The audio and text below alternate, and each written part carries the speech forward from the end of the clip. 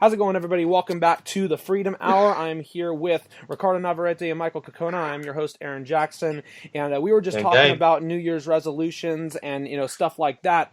One other thing I wanted to talk about when it comes to New Year's stuff in general is, and this was actually brought up also by somebody on my Instagram, is new beginnings are things you'd like to accomplish or start working towards. And what I kind of attribute that to is, what were your guys' best parts of 2019, and how do you plan to make 2020 even better? Go ahead. God, let's see, 2019.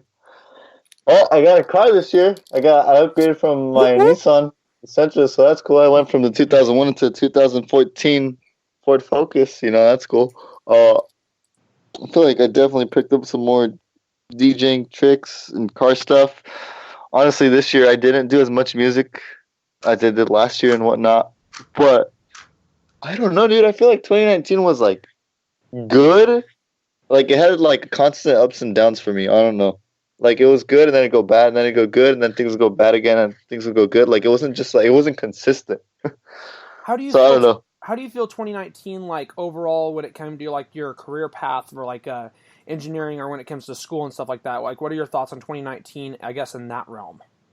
Oh, like in terms of school-wise, it went pretty smooth, surprisingly enough. Normally it sucks ass, but I was able to get in all my classes and I was able to pass them all. But like now that I'm doing more engineering stuff, now I'm doing like lab classes and whatnot, and my professors need to get on it and submit my final grades tonight so I can see what I got to see if I'm smart enough to even be an engineer, if I should switch my major last minute. I'm just kidding. I wouldn't do that. That'd be stupid. I like how you joke about that all the time. I know, dude. I always joke about switching my major. But sometimes one day it's not going to be a joke, though. So when it comes to 2020, what are some like I guess goals you have or things that you're looking to make 2020 even better than 2019? For sure, it'd be. I'm really, really hoping because like I'm nervous to think about it because I'm like super introverted when it comes to opening up to people that I never meet. Mm-hmm. So I want to try to start reaching out to people and start maybe seeing if I can score little DJ gigs, and just by opening up and networking with people, that's something like I'm really looking forward to that I need to change. And then I don't know, I guess like I said earlier, dude, I kind of just want to score an internship, get better with my mechanic skills so that way I can help friends and family whenever they need help and whatnot. I don't know if you've ever talked to Cool Cuts at Strikes or if you've ever tried to reach out or anything, but he does have an Instagram. I mean, I know that he's just kind of been DJing like Strikes and stuff, but at least that's something. So I mean, maybe you could even reach out to him and maybe see what kind of recommendations he has, stuff like that. Even something small like that, you never know, it could go a big way. So but that's really interesting, man. That's really cool to know. Michael, what about you? What were some of the best parts of 2019 for you? Obviously I know that you met Casey this year and stuff, but and I know that's going to be your number one thing you'll highlight, but you can build upon that, but outside of Casey as well, what were some of the best parts of 2019 for you, and then what do you plan on doing in 2020 to make it even better? Of course, I met the love of my life, and that's all that matters. No, just kidding. But other than that, a bunch of things happened, like I got a new car, a new job, I'm working on like a new invention, and I met a lot of new people too. From Casey's friends, and a lot of stuff has happened, but it's been one of the best years of my life overall, just because I really feel like I'm going places right now, and I hope to just build upon that in 2020. Really. Well, that's good to know. My man making moves over here. That's good to know. Obviously you have that super nice, black Mustang that you have. I was gonna say, you've been working out Ross for 3 or 4 months, and overall, like, what do you like most about the job? And I'll start with that, and then I'll get into another question in a moment. But yeah, what do you like most about like working there versus the other jobs you've had in the past? Well, first things first, I have a job for different reasons than most people, because usually people get jobs for money because they need to pay bills or whatever. But I'm pretty comfortable, so I do it just to keep myself busy, and it motivates me to do other things like work out and work on my projects.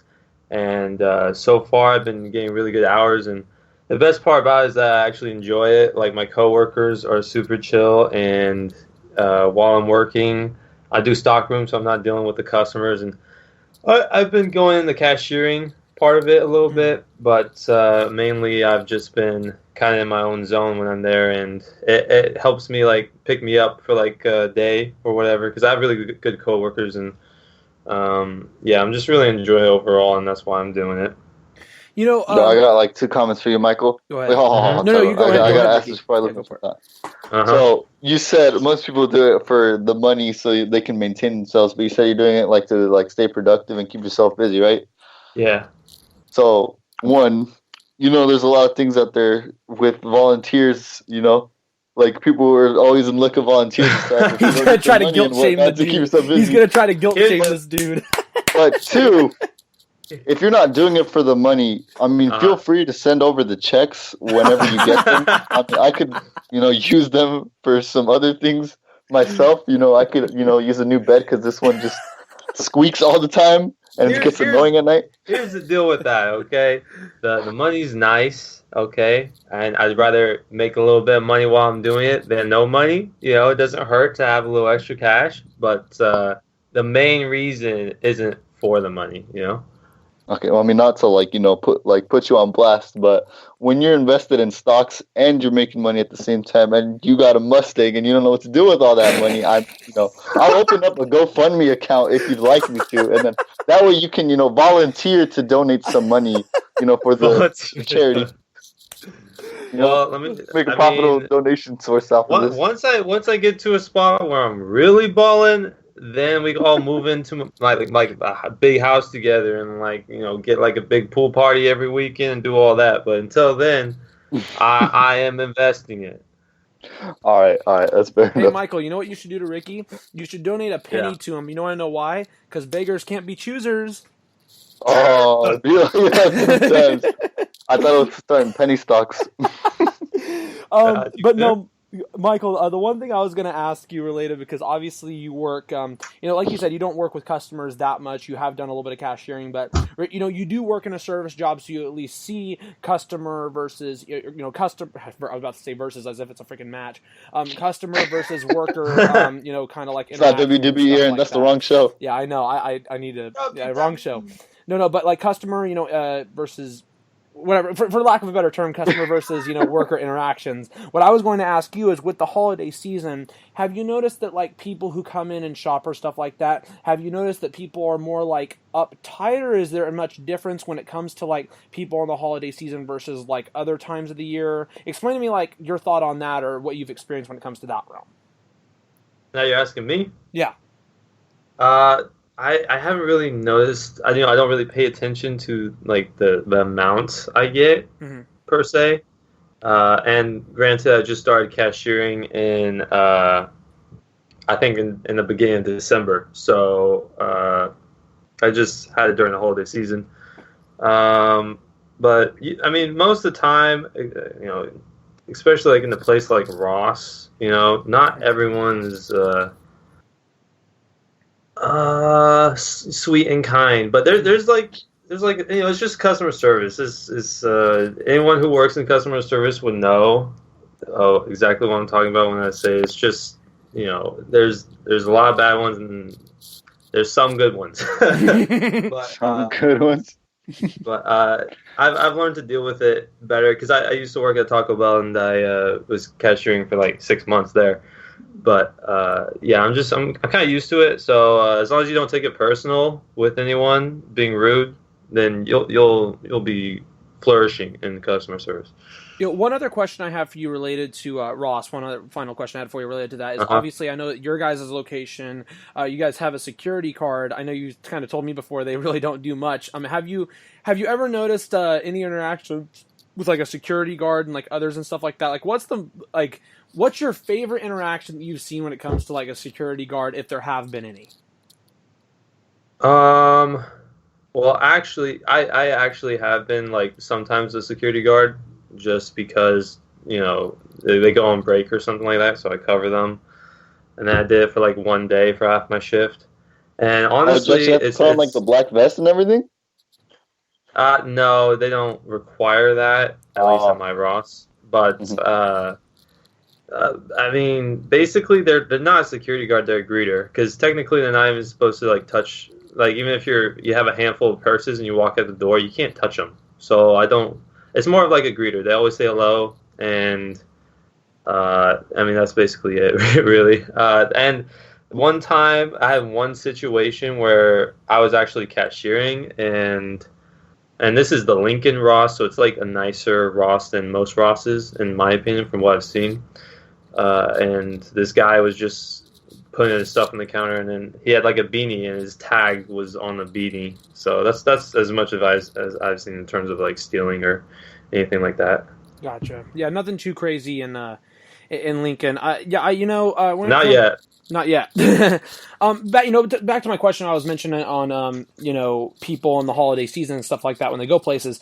Obviously places are more busy, so obviously, the stress of shopping on holiday season, along with, trying to do stuff with family, maybe who's in town when, they might not be in town for too long. I get the extra stress, but, people are going to be a bit more, I guess, uptight or grumpy in certain situations, when places are more packed, especially on holiday season. I've noticed it at Topgolf. We've dealt with a lot of stuff pretty well, but I did have maybe like one or two interactions last couple of weeks that were just stupid and childish and stuff like that. But nothing. That's too normally how it ordinary. is. Yeah, I mean, luckily, I pay attention to a lot of stuff when I'm there, but still, it's just you're gonna always have people that are not satisfied, and that's gonna be at any time. But one thing I will say is, sometimes there are workers who don't do a great job. I think that Ricky can talk about one that we were at tonight a little bit, but we Dude, all I'm went not gonna put anybody on blast. I can't expose right here on the show. I'm not trying to go to prison. We all went to go grab a bite at Red Robin, and their fucking menu says it's $3 for a side of fries, and it says bottomless sides in bold on the Oh my God, freaking menu, and its charges $4.29. Ricky asked this waiter, why does it say $4.29? He's like, because you asked for bottomless fries. It says bottomless on the menu. He's like, oh yeah, so just so you know going forward, it is bottomless on there.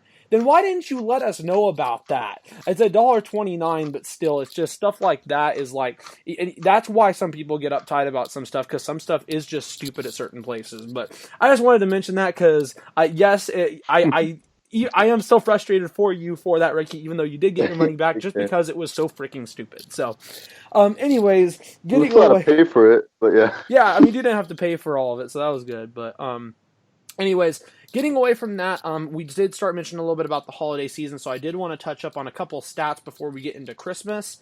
One is Black Friday online shopping purchases this year in 2019 grossed $7.45 billion alone just for online shopping on Black Friday. And for the holiday season in general this year, from December 1st to December 25th, 2019 industry experts say the average American spent up $920 per person on holiday gifts, up from $885 in 2018 on average, and reaching a total of more than $1 trillion in gross holiday spending.